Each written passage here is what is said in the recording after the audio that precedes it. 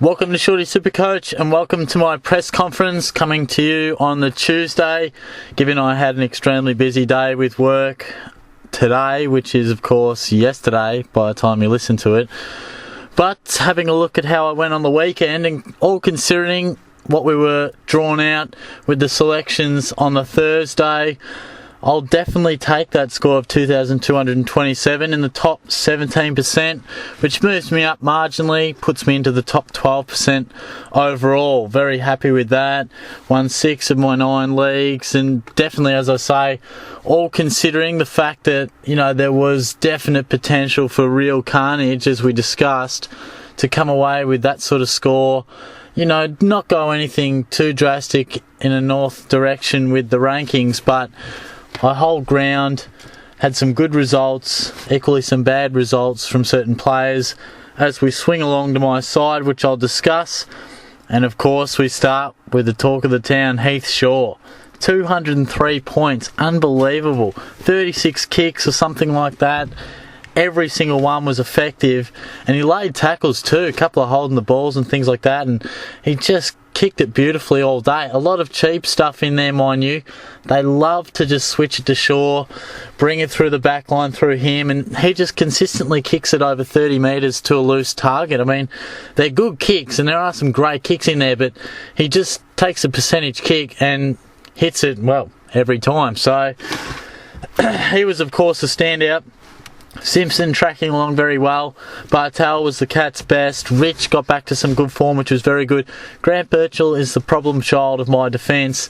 He's just not getting the numbers that I thought he would. He's very disappointing, so I don't know if I'll trade him out, but I think I'll certainly look to manufacture him as my D7 in the next 3 to 4 weeks, I would say, and hopefully a turnaround in form for him. Darcy Byrne-Jones really struggled of late. He's peaked. He will more than likely leave my side. Mitch Brown got a nice 83 after that 29, which again should see him generate some cash. Pendlebury as my captain was very good. I, of course, opted for Franklin, the loophole option on the Friday. I thought about putting the VC on Pendlebury, but I didn't really have a safe choice for my actual captain if he failed. I looked at Shield, I thought about Shaw, but, in hindsight, I wouldn't have done anything different. Pendlebury goes 140. I would have kept that if I did the VC or not. So, very good there. Shield was good, worked his way into the game. Libber and Wines, they're just frustrating me at the moment. They're not going too badly, but I really need better than that, and I think one of them will stay in my side for the whole season, and I think one of them will be traded out for probably Dangerfield soon. So they'll be pinned against one another. We'll see how they track. Depends from week to week. Opinions on players can change very quickly. Of course, used the emergency loophole to get George Hewitt's 87 there, played Aaron Hall on the ground. Prittis came into my side, scored 112, which was very good. Smith was impressive. Keys, he was okay, but drifted out of the game, as did most Lions. Darcy McPherson was frustrating. Scans haven't been done yet, or at least the results released. He looks like he'll miss at least a month, which is disappointing. So he's probably going to get moved on or stay there for some time. Gawn had another poor week, which was surprising. Nick Nat was influential, scored 106, and my forward line was probably my best line, with Martin dominating, Montagna scoring 99, Franklin 102.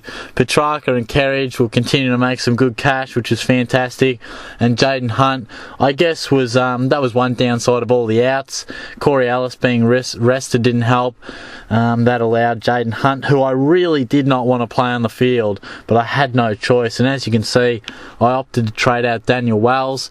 Had to do that, otherwise I would have copped a 0. So, Wells may play this week. I'm pretty happy with that call because Prittis comes into my side, and I think that's going to be a good pick no matter what. So, all in all, a pretty good week. I mean, you can't complain with that. There's blokes out there who would have had Dangerfield as captain, a 0 here and there, and all of a sudden they're scoring 1,900 or 2,000. So, I was very happy to get through this week. I can really see my team starting to build. There's some guys coming into nice range and some guys just starting to generate some cash as well, which I harp on every week, but it's so important. A few are flailing a little bit, Keys, McPherson gets injured, so he's of course going to stop, but the likes of Petrarca, Kerridge, Hewitt, just when I thought that Kerridge and Hewitt had probably peaked, as well as Brown, all of a sudden they produce scores that provides hope that they might be able to eke out anywhere from another 30,000 to potentially 70,000 depending how their coming weeks go. So a few of course have peaked with Darcy Byrne-Jones. Papley will probably go, and Jaden Hunt, you could argue, has also peaked with a break even around 54. So a few things to offload there, but all in all, positive as we cross over to the SuperCoach HQ League, and I again notched up another win to complete an extremely good 4 to 5 weeks in that league for me. I won by about 280 points, something in that range, against Shaq Attack, and he had a lot out as well as some interesting picks, but I think he was one who really suffered from the selection table, and luckily I was able to take advantage of that, which really boosts my percentage up nicely to 102. That's one of the better percentages in the league, and I move into 4th, crack into the top 4, which is highly unexpected. I think the last 2 weeks I've risen about 8 or 9 spots. It's been unbelievable, but I'm very happy with that. Even more happy that I'm starting to climb that total points ranking as well. I'm up to 13th and really closing in on sort of that top 10 there as well. Starting to close the gap there, and I do feel like my team is as good as any out there right now. After a slow start, which I've discussed at length in the past, I really feel as if I've been able to work my way back with some quality trades, and hopefully Gaza comes back. Hopefully Aaron Hall returns. Marcus Adams should come back, one would think, as will Corey Ellis. I like the looks of Deledio. I've got a fair bit of cash in the bank, as you can see, 265,000k there. So I think Deledio is a likely upgrade target for me, which will eradicate that sort of really poor scoring D6 that I've had with Papley and Hunt in recent weeks. Alice has been consistent, but just depending on who's been in and out, I've had to Wells has been out, these guys all out. I've had to really suffer a 40 or 50 and at times a 30. So hopefully my team continues to rise up. I hope you had a good week. Hopefully you avoided the carnage that we spoke of. It probably hurt a lot of coaches, but a lot got through it as well. Goldstein was of course fantastic, and there were a lot of other good scorers as well. I know some of those Bombers players with Matty D scored very well as McDonald Tipping Woody. There were some quality scorers in amongst that real disaster, really it was. So let me know how you went and how everything's tracking along. I'll have a video later in the week, as I always do, previewing the round, probably on the Thursday or Friday, depending when I can shoot it out. But give me your thoughts on how everything's coming along. I'm always happy to hear those.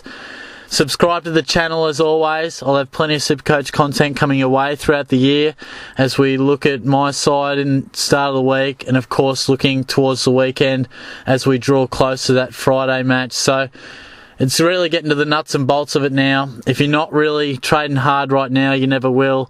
I think there's a lot of guys dropping down, which I'll touch on in the weekend preview. As I say each week, feel free to send me plenty of questions. Not so much trade options, because I discussed most of them later in the week. And as last weekend's selection was an example of, it doesn't really matter what you plan for on a Monday or a Tuesday, because it can all go out the window once those teams come out if they're not what we expected. So I'll touch on some guys that we should trade down to. Of course, Hopper will be a talking point. Other blokes of the premium nature that are dropping down, the likes of Gray, Parker, Selwood, Rance, Deledio, who I just touched on before. We'll all be discussing them, because I think it's crucial that we find the amount of coin that we can to bring in players, but also be wise about who we, don't just trade down willy-nilly just because a bloke's played a couple of games, because we want it to be a rookie ramp, as they say. We don't just want to offload a guy who's done well from round 1 and then, we just end up having no cash to work with come round 12. So it's a fine art, a bit of a science. So, and I'll discuss Hopper at length. I might do a separate video.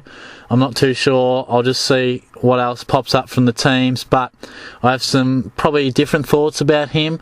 I don't think it's as clear cut to just bring him in as some people do. So subscribe to the channel, give me your thoughts, and I'll talk to you guys later in the week.